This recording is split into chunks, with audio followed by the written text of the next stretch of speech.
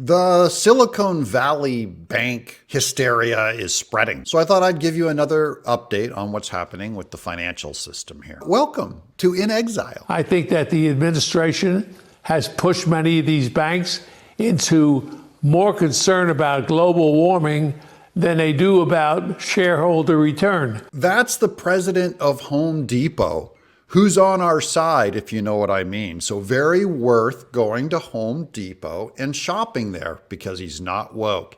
And I've been recognized by a ton of people in real life at Home Depot. Those are my people right here in Franklin. And these banks are badly run because everybody is focused on diversity and all of the woke issues. Is that true? Yes, it is.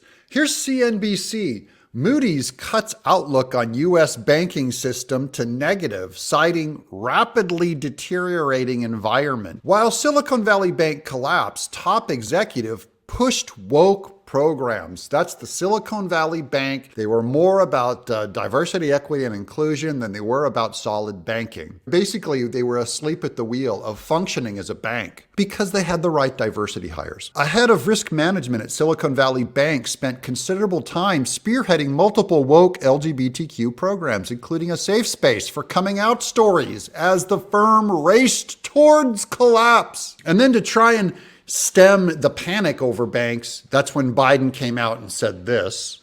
Americans can have confidence that the banking system is safe. He came out of a cave to say that, according to Jen Psaki. Now, it's important to note, President Biden does nothing at 9 a.m.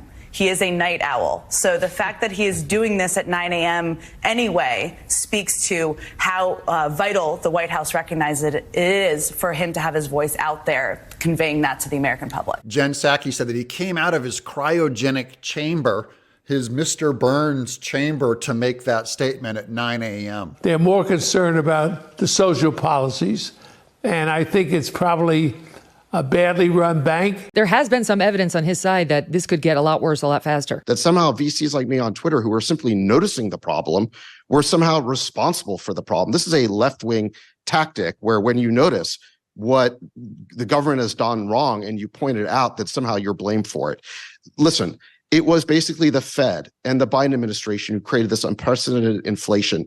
They basically overheated the economy and then they slammed on the brakes and created all these toxic assets at all of these banks, not just SVB, but across the country. Yeah, it was Biden and his woke policies that are screwing up our financial system because Biden, he needs another front to hemorrhage and be just the disaster that he is. Now it's even getting down to the banks. And Biden is hemorrhaging staff. Breaking, more senior staffers quit on Biden. 2 more senior staffers are departing the Biden administration amid evidence that voters are ambivalent about supporting President Biden's re-election as an octogenarian. And this could be the Democrats flying in someone young to run. And they're going to say, oh, Trump, forget about Biden, even though we supported this ancient dinosaur. Trump, he's too old.